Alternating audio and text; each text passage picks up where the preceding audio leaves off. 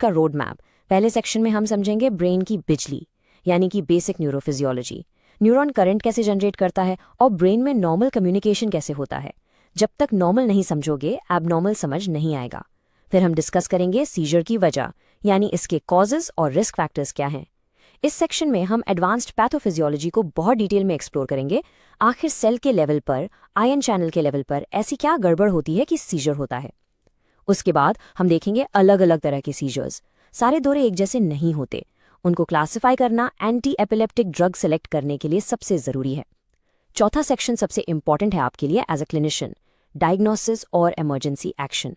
इसमें हम history taking से लेकर ईईजी, एमआरआई और सबसे ज़रूरी स्टेटस एपिलेप्टिकस का complete step by step management protocol discuss करेंगे। और आखिर में हम एपिलेप्सी के साथ ज़िंदगी पर बात करेंगे, लॉन्ग टर्म ट्रीटमेंट, कॉम्प्लिकेशंस और इससे जुड़े सोशल स्टिग्मा के बारे में। चलिए शुरू करते हैं। सेक्शन 1, ब्रेन की बिजली या द ब्रेन्स इलेक्ट्रिसिटी। इससे पहले कि हम सीजर की बात करें, आइए 2 मिनट में नॉर्मल न्यूरोनल फंक्शन को रिवाइज करते हैं। हमारा brain, as you know, is made up of billions of neurons connected in a complex network. ये न्यूरॉन्स आपस में बात कैसे करते हैं? Through electrical signals called action potentials. हर न्यूरॉन एक बैटरी की तरह है। जब वो रेस्ट पर है, उसके अंदर नेगेटिव चार्ज होता है, जिसे हम रेस्टिंग मेम्ब्रेन पोटेंशियल कहते हैं, करीब -70 मिलीवोल्ट्स। ये potential sodium potassium pump maintain करता है। अब जैसे ही कोई स्टिमुलस आता है, न्यूरॉन के मेम्ब्रेन में वोल्टेज गेटेड सोडियम चैनल्स खुल जाते हैं। पॉजिटिव सोडियम आयन सेल के अंदर रश करते हैं और सेल का पोटेंशियल नेगेटिव से पॉजिटिव हो जाता है। इसे कहते हैं डीपोलराइजेशन। ये डीपोलराइजेशन एक वेव की तरह न्यूरॉन के एक्सॉन से नीचे ट्रैवल करती है। जब ये सिग्नल एक्सॉन के एंड यानी साइनेप्स तक पहुंचता है, तो वहां वोल्टेज गेटेड कैल्शियम चैनल्स खुल जाते हैं। कैल्शियम के अंदर आने से सिनेप्टिक वेसिकल्स, जिनके अंदर न्यूरोट्रांसमीटर्स भरे होते हैं, वो साइनेप्स में रिलीज हो जाते हैं। ये न्यूरोट्रांसमीटर्स जैसे ग्लूटामेट जो एक्साइटेटरी है या गाबा जो इनहिबिटरी है, दूसरे न्यूरॉन के रिसेप्टर पर बाइंड करते हैं और सिग्नल को आगे भेजते हैं। ये पूरा प्रोसेस मिलीसेकंड में एकदम कंट्रोल्ड, रेगुलेटेड और कोऑर्डिनेटेड तरीके से होता है। It is a finally tuned orchestra. अब सोचो, इस ऑर्केस्ट्रा में अगर कुछ म्यूजिशियंस बेसुरा बजाने लगे एक साथ बहुत जोर से, what will happen? That chaos, that electrical chaos is a seizure. तो ये सवाल उठता है, क्या सीजर ब्रेन का शॉर्ट सर्किट है? हाँ, ये एक आम आदमी को समझाने के लिए अच्छी एनालॉजी है, लेकिन एज अ मेडिकल प्रोफेशनल आपको इसके पीछे की प्रिसाइज पैथोफिजियोलॉजी पता होनी चाहिए। तो आइए इसकी टेक्स्ट बुक डेफिनेशन समझते हैं।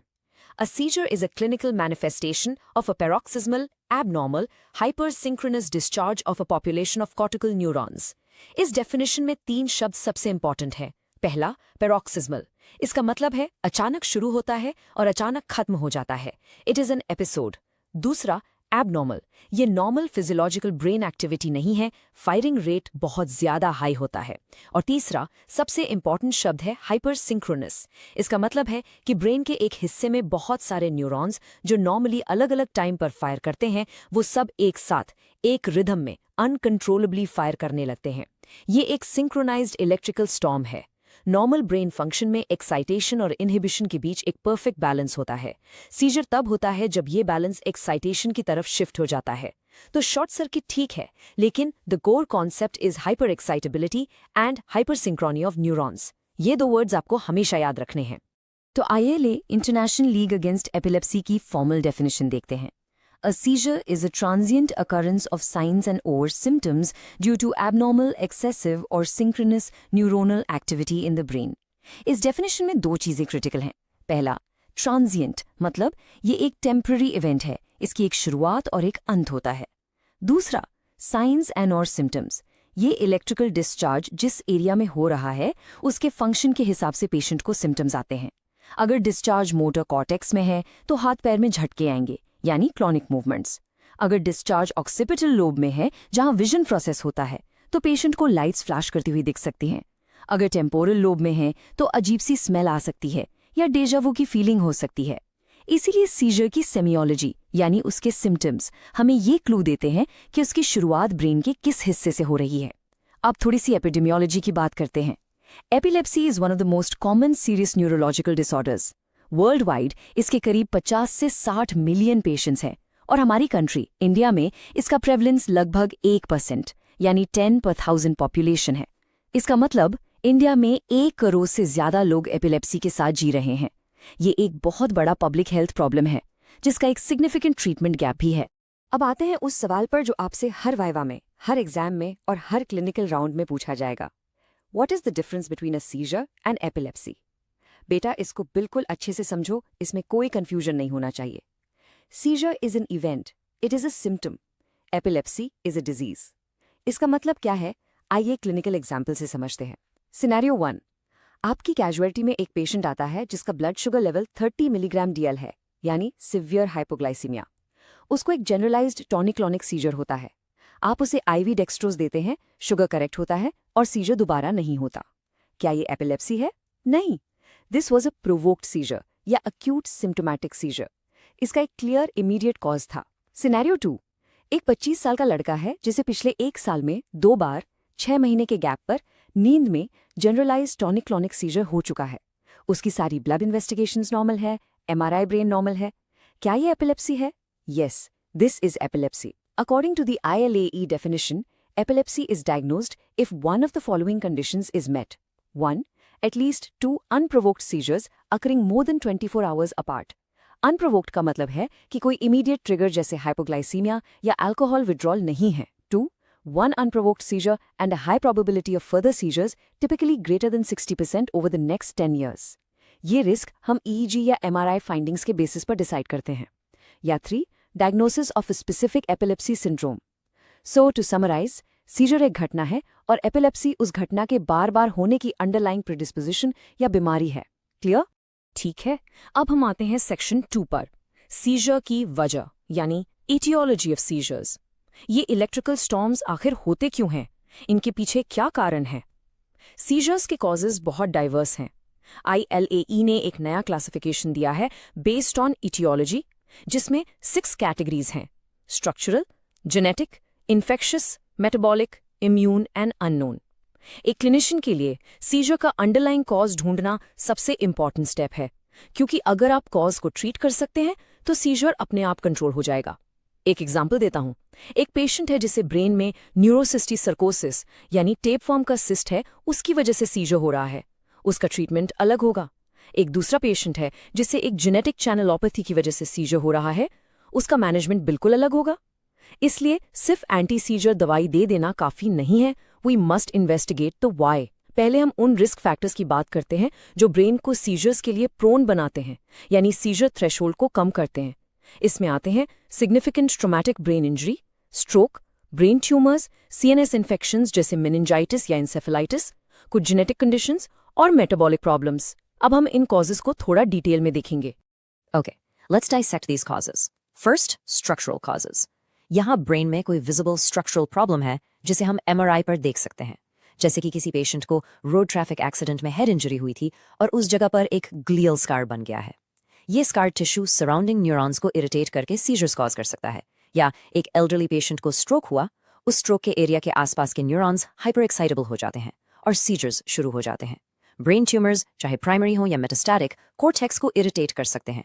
और एक बहुत इंपॉर्टेंट स्ट्रक्चरल कॉज है हिप्पोकैम्पल स्क्लेरोसिस, जो अडल्ट ऑनसेट फोकल एपिलेप्सी का सबसे कॉमन कॉज है। Next, infectious causes. हमारी कंट्री में this is extremely common. Neurocysticercosis and tuberculoma are the 2 most important causes you must remember. Acute infections जैसे HIV encephalitis भी seizures cause करती हैं। Third, metabolic causes. ICU setting में ये रोज देखने को मिलता है: hypoglycemia, hyponatremia, hypocalcemia, hypomagnesemia, uremia, hepatic encephalopathy. ये सब provoked seizures हैं। Fourth, genetic causes. कई epilepsies, especially जो बचपन में शुरू होती हैं, उनका एक genetic basis होता है। इनमें ion channels के genes में mutation होता है, जिसे हम channelopathies कहते हैं, जैसे SCN1A gene mutation in Dravet syndrome. Fifth, autoimmune causes, जैसे anti-NMDR receptor encephalitis. यहाँ बॉडी की अपनी एंटीबॉडीज ब्रेन के रिसेप्टर्स पर अटैक करती हैं। And finally, in about half the cases हमें कोई क्लियर कॉज नहीं मिलता, उसे हम अननोन एटियोलॉजी कहते हैं। अब आते हैं एडवांस्ड पैथोफिजियोलॉजी पर। आखिर सेल के लेवल पर क्या होता है? मैंने बताया था कि ब्रेन में एक्साइटेशन बाय ग्लूटामेट और इनहिबिशन बाय गेबा का बैलेंस है। Seizure is a state of excess excitation. इसके मैकेनिज्म्स हैं: 1. Neuronal hyperexcitability. इसका मतलब है कि न्यूरॉन का फायर करने का थ्रेशोल्ड कम हो गया है। यह आयन चैनल डिसफंक्शन की वजह से हो सकता है। सोचो, अगर वोल्टेज गेटेड सोडियम चैनल में ऐसी म्यूटेशन है कि वो ज्यादा देर तक खुला रहता है तो न्यूरॉन कंटिन्यूअसली एक्साइटेड रहेगा। 2. रिड्यूस्ड गेबा इनहिबिशन। अगर इनहिबिटरी इंटरन्यूरॉन्स डैमेज हो जाएं ये गेबा रिसेप्टर्स अच्छे से काम न करें तो एक्साइटेशन पर लगाने वाला ब्रेक फेल हो जाता है। 3. Excessive glutamate. बहुत ज़्यादा ग्लूटामेट रिलीज होने से NMDA और AMP रिसेप्टर्स ओवर एक्टिवेट हो जाते हैं, जो न सिर्फ सीजर को आगे बढ़ाते हैं बल्कि न्यूरोनल डैमेज भी करते हैं, जिसे हम एक्साइटोटॉक्सिसिटी कहते हैं। 4. Synaptic plasticity. बार बार सीजर आने से ब्रेन की वायरिंग बदल जाती है, नए एक्साइटेटरी सर्किट्स बन जाते हैं। इस प्रोसेस को एपिलेप्टोजेनेसिस कहते हैं। यही वजह है कि एक ब्रेन इंजरी के सालों बाद एपिलेप्सी डेवलप हो सकती है। 5. Neuro inflammation and blood brain barrier dysfunction. Brain injury या इन्फेक्शन के बाद इन्फ्लामेटरी साइटोकाइंस रिलीज होते हैं, जो न्यूरोनल एक्साइटेबिलिटी को बढ़ाते हैं। ये सब फैक्टर्स मिलकर एक सीजर फोकस बनाते हैं, और जब इस फोकस से एबनॉर्मल फायरिंग स्टार्ट होती है और सराउंडिंग इनहिबिटरी सराउंड फेल हो जाता है, तो ये एक्टिविटी पूरे ब्रेन में आग की तरह फैल जाती है, जिसे हम क्लिनिकल सीजर कहते हैं। ठीक है, अब जब हमने पैथोफिजियोलॉजी समझ ली है तो आइए देखते हैं कि ये क्लिनिकल प्रैक्टिस में कैसे मैनिफेस्ट होता है। सेक्शन 3, अलग अलग तरह के सीजर्स। ये सेक्शन क्लिनिकली सबसे इंपॉर्टेंट है। याद रखो, सीजर या फिट्स का मतलब हमेशा हाथ पैर का हिलना या टॉनिक क्लॉनिक कन्वर्जन नहीं होता। Seizures can be very subtle. एक छोटा बच्चा बस 10 सेकंड के लिए ब्लैंकली स्टेयर कर सकता है, और वो भी एक सीजर है। सीजर्स को अच्छे से क्लासिफाई करना इसलिए जरूरी है क्योंकि आपकी ड्रग ऑफ चॉइस इस पर डिपेंड करती है। एक दवाई जो एक टाइप के सीजर को ठीक करती है, वो दूसरे टाइप के सीजर को और खराब कर सकती है। हम आजकल ILAE 2017 क्लासिफिकेशन यूज करते हैं। इस क्लासिफिकेशन का सबसे पहला और सबसे इंपॉर्टेंट स्टेप है ये डिसाइड करना कि सीजर का ऑनसेट कैसा है, फोकल, जनरलाइज्ड या अननोन। तो सीजर के 2 मेन टाइप्स हैं based on onset, focal seizures और generalised seizures. Focal seizures brain के एक स्पेसिफिक एरिया से यानी एक सेरेब्रल हेमिस्फेयर से शुरू होते हैं। इनका एक फोकस होता है। इनके आगे 2 सब टाइप्स हैं बेस्ड ऑन अवेयरनेस। पहला है फोकल अवेयर सीजर। इसमें पेशेंट पूरी तरह होश में रहता है। उसे पता होता है कि उसके साथ कुछ अजीब हो रहा है, लेकिन वो उसे कंट्रोल नहीं कर पाता। फॉर एग्जाम्पल, पेशेंट के राइट हाथ में झटके शुरू हुए और वो धीरे धीरे ऊपर आर्म तक फैल रहे हैं। पेशेंट ये देख रहा है, समझ रहा है, but he can't stop it. इसको हम जैक्सोनियन मार्च कहते हैं। ऑरा जिसे हम कहते हैं वो भी एक फोकल अवेयर सीजर ही होता है। दूसरा है फोकल इम्पेयर्ड अवेयरनेस सीजर। इसमें पेशेंट की कॉन्शियसनेस या अवेयरनेस ऑल्टर हो जाती है। पेशेंट ब्लैंकली स्टेयर कर सकता है या अजीब रेपिटेटिव मूवमेंट्स कर सकता है, जैसे लिप स्मैकिंग, चूइंग या अपने कपड़ों के बटन खोलना बंद करना। इन्हें हम ऑटोमेटिज्म्स कहते हैं। पेशेंट को इस इवेंट की कोई मेमोरी नहीं रहती। A very common presentation is temporal lobe epilepsy. दूसरी तरफ है जनरलाइज्ड सीजर्स। इनका ऑनसेट दोनों सेरेब्रल हेमिस्फीयर्स में एक साथ होता है। Bilateral networks from the very beginning are involved, और इसमें कॉन्शियसनेस यूजुअली शुरुआत से ही चली जाती है। जनरलाइज्ड सीजर्स के भी कई टाइप्स हैं जिन्हें हम अभी देखेंगे। अब हम जनरलाइज्ड सीजर्स के टाइप्स डिस्कस करते हैं। इसमें सबसे ड्रामेटिक और सबसे वेल नोन है generalised tonic clonic seizure, GTCS, जिसे आम भाषा में बड़ा दौरा कहते हैं। इसके बिल्कुल क्लासिक फेजेस होते हैं। सीजर से जस्ट पहले पेशेंट को ऑरा हो सकता है, जो एक्चुअली एक फोकल सीजर है। फिर आता है एक्टल फेज। इसकी शुरुआत एक तेज आवाज या एक्टल क्राई से हो सकती है। फिर आती है टॉनिक फेज। इसमें सारी बॉडी की मसल्स एक साथ स्टिफ यानी अकड़ जाती हैं। पेशेंट की पीठ आर्च कर जाती है, हाथ पैर एक्सटेंड हो जाते हैं। ये फेज 10-20 सेकेंड्स का होता है। इसके तुरंत बाद आती है क्लॉनिक फेज। इसमें rhythmic violent jerking of the limbs होती है। पेशेंट के मुंह से झाग आ सकता है, टंग बाइट हो सकती है, यूरिन पास हो सकता है। ये फेज 1-2 मिनट का होता है। जब जर्किंग बंद होती है तो शुरू होती है पोस्ट इक्टल फेज। इसमें पेशेंट एक गहरी नींद में चला जाता है या बहुत कंफ्यूज्ड रहता है। जागने पर उसे सिवियर हेडेक, मसल पेन और उस इवेंट की कोई मेमोरी नहीं होती। रिकवरी में घंटों लग सकते हैं। कभी कभी सीजर के बाद बॉडी के एक साइड में टेम्पररी वीकनेस हो जाती है, जिसे हम टॉर्ड्स पैरालिसिस कहते हैं। ये एक इंपॉर्टेंट लोकलाइजिंग साइन है जो सजेस्ट करता है कि सीजर का ऑनसेट फोकल था। Other types of generalised seizures, absent seizures, बच्चों में कॉमन है। बच्चा अचानक अपनी एक्टिविटी रोक देता है, 5-10 सेकंड के लिए ब्लैंकली घूरता रहता है और फिर वापस नॉर्मल हो जाता है, जैसे कुछ हुआ ही ना हो। मायोक्लॉनिक सीजर्स, अचानक बिजली के झटके जैसे brief muscle jerks. Classic example है जुवेनाइल मायोक्लॉनिक एपिलेप्सी, जिसमें सुबह उठने के बाद हाथों में झटके आते हैं और चीजें गिर जाती हैं। Atonic seizures, drop attacks, muscle tone अचानक चला जाता है और पेशेंट जमीन पर गिर जाता है, जिससे सीरियस इंजरी हो सकती है। Okay, this section is pure clinical medicine. इसको बहुत ध्यान से सुनो। आप कैजुअलिटी में हैं, एक पेशेंट लाया गया है जिसे अभी अभी दौरा पड़ा था। आपका अप्रोच क्या होगा? बेटा, अच्छे से सुनो। The single most important diagnostic tool in epilepsy is a detailed clinical history, especially from an eyewitness who saw the seizure. MRI और EEG से भी ज़्यादा important history है. आपको उस eyewitness से पूरा इवेंट रिक्रिएट करवाना है. सीजर से पहले क्या हुआ? पेशेंट ने कोई अजीब बात कही या अजीब हरकत की, और सीजर के दौरान क्या हुआ? एक्टल फेज. पेशेंट की आंखें खुली थी या बंद? सर और आंखें किस तरफ मुड़ी हुई थी? हाथ पैर में जो झटके थे वो दोनों तरफ एक जैसे थे या एक तरफ ज्यादा? टंग बाइट हुई? यूरिन पास हुआ? सीजर कितनी देर चला? और सीजर के बाद पेशेंट कैसा था? पोस्टिक्टल फेज. कितनी देर तक बेहोश या कंफ्यूज रहा? क्या उससे बॉडी के एक साइड में वीकनेस थी? ये सारी डिटेल्स हमें सीजर को क्लासिफाई करने में और उसके ओरिजिन को लोकलाइज करने में हेल्प करती हैं. हिस्ट्री के बाद हम डिटेल्ड न्यूरोलॉजिकल एग्जामिनेशन करते हैं to look for any focal deficits और signs of underlying cause. History और एग्जामिनेशन के बाद हम आते हैं इन्वेस्टिगेशंस पर. The key investigation is the EEG और इलेक्ट्रोएन्सेफेलोग्राम. इसमें हम स्कैल्प पर इलेक्ट्रोड्स लगाकर ब्रेन की इलेक्ट्रिकल एक्टिविटी को रिकॉर्ड करते हैं. We are looking for epileptiform discharges which are abnormal patterns like spikes or sharp waves. For example, ये देखो, ये एक generalized 3 Hz spike and wave pattern है. This is absolutely classic for childhood absence seizures. इस तरह का pattern आने पर डायग्नोसिस कंफर्म हो जाता है. फोकल एपिलेप्सी में हमें एक पर्टिकुलर एरिया से आने वाले फोकल स्पाइक्स मिल सकते हैं. लेकिन एक चीज हमेशा याद रखना, एक सिंगल रूटीन EEG एक एपिलेप्सी के पेशेंट में नॉर्मल आ सकता है. इसकी सेंसिटिविटी सिर्फ 50% के आसपास है. इसलिए अगर क्लिनिकल सस्पिशन हाई है और EEG नॉर्मल है तो हम रिपीट EEG या स्लीप डिप्राइव्ड EEG या प्रोलॉन्ग्ड वीडियो EEG मॉनिटरिंग करते हैं. Next, and very important, is neuroimaging. MRI brain with epilepsy protocol is the investigation of choice. हम इसमें structural causes ढूंढ रहे हैं. ये देखो, इस MRI में a patient with temporal lobe epilepsy. आप देख सकते हैं कि एक साइड का हिपोकैम्पस छोटा है और उसमें T2/FLAR पर हाई सिग्नल है. This is hippocampal sclerosis. CT brain का रोल इमरजेंसी में है to quickly rule out a big bleed, stroke और ट्यूमर, और basic laboratory investigations to rule out metabolic causes जैसे electrolytes, calcium and glucose. Diagnosis is like solving a puzzle with all these pieces of information. ये slide public education के लिए है. अगर आपके सामने किसी को दौरा पड़े तो घबराएं नहीं. पेशेंट को सेफ जगह पर रखें.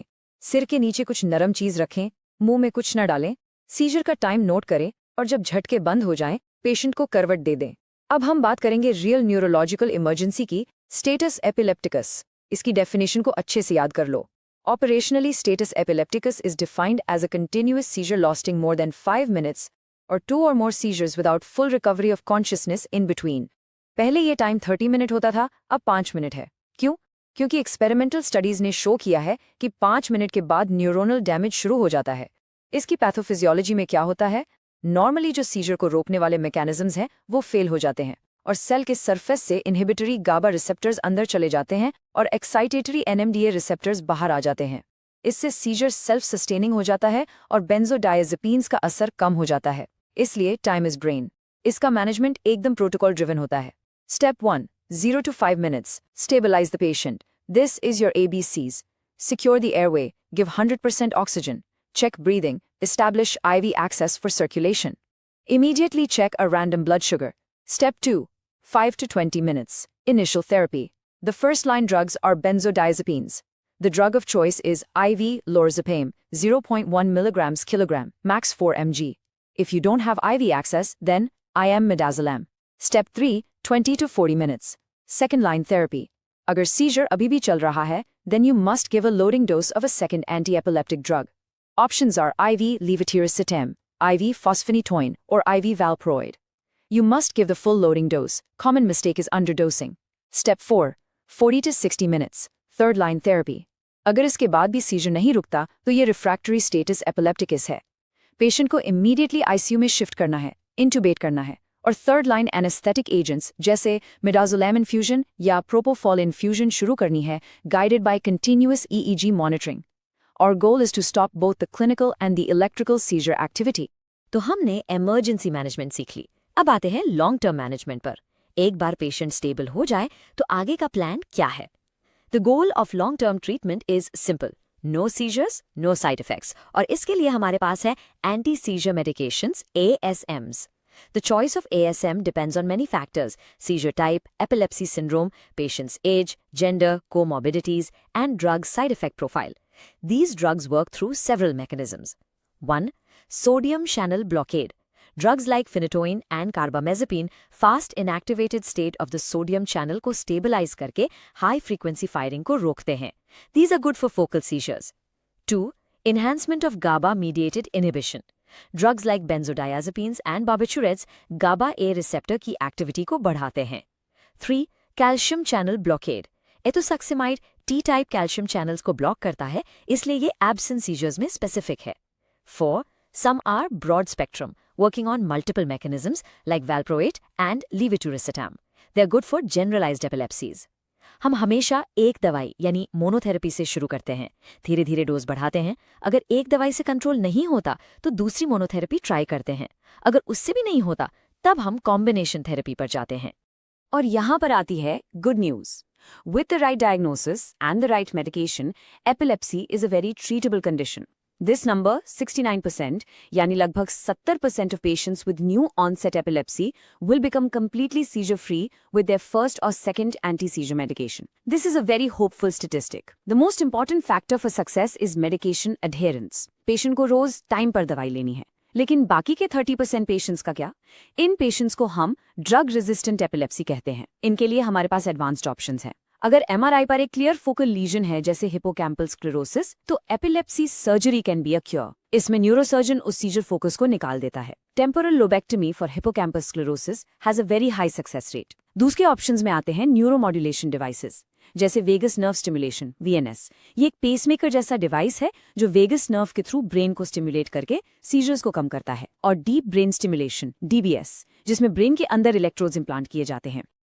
अब हमें लॉन्ग टर्म कॉम्प्लिकेशंस की बात करनी है. सबसे खतरनाक कॉम्प्लिकेशन है स्टेटस एपिलेप्टिकस, जिसे हमने डिटेल में डिस्कस किया.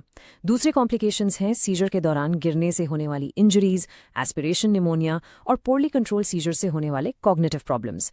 लेकिन एक रेयर बट सबसे सीरियस कॉम्प्लिकेशन है सडअप, यानी sudden unexpected death in epilepsy. इसमें एक एपिलेप्सी के पेशेंट की अचानक अक्सर नींद में डेथ हो जाती है और ऑटोप्सी में कोई क्लियर कॉज नहीं मिलता. इसका एग्जैक्ट मैकेनिज्म अभी तक पूरी तरह नहीं पता, but it is thought to be related to post ictal respiratory suppression और a fatal cardiac arrhythmia. SUDEP का सबसे बड़ा रिस्क फैक्टर है poorly controlled generalised tonic clonic seizures.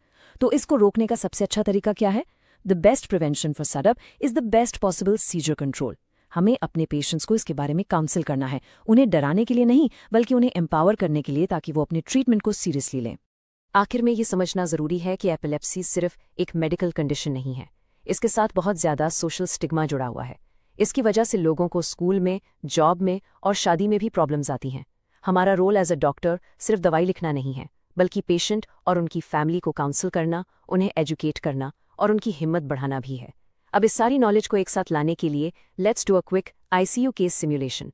आप ICU में ऑन कॉल है. कैजुअल्टी से कॉल आता है, सर एक 30-year-old मेल, known case of epilepsy, not taking medicines, has been brought with continuous tonic-clonic seizures for the last 20 minutes. आप तुरंत कैजुअल्टी जाते हैं. First step, ABCs. You check airways clear, put him on high-flow oxygen, secure a wide-bore IV line. His blood sugar is normal. It's been 20 minutes, he's still seizing. This is established status epilepticus. What do you give? IV lorazepam 4 mg bolus. You wait 5 minutes, the seizure continues. What now? You move to second-line therapy. You decide to start a loading dose of IV levetiracetam 60 mg per kg. While the infusion is running, the seizure still doesn't stop. It has now been over 40 minutes. This is refractory status epilepticus. Your next step is critical. You shift the patient to the ICU, call the anesthetist for help, intubate the patient to protect his airway, and start an infusion of an anesthetic agent like midazolam or propofol. You connect him to a continuous EEG monitor and titrate your infusion to achieve burst suppression, which means you have controlled the electrical seizure. This is the protocolized, stepwise approach you must follow. और हम इस lecture को इस सवाल के साथ खत्म करते हैं, ये डर और गलतफहमी हम कैसे दूर कर सकते हैं? इसका जवाब है education and awareness. As future doctors ये आपकी भी जिम्मेदारी है कि आप सोसाइटी को एजुकेट करें. तो आइए आज के इस मास्टर क्लास का एक फाइनल रैपिड रिविजन करते हैं. 1. Seizure is an event. Epilepsy is a disease of recurrent, unprovoked seizures. 2. Core pathophysiology.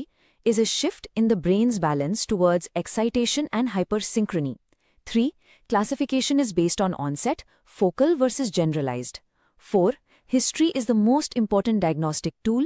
EEG and MRI support the diagnosis. 5. Status epilepticus, greater than 5 minutes, is a medical emergency.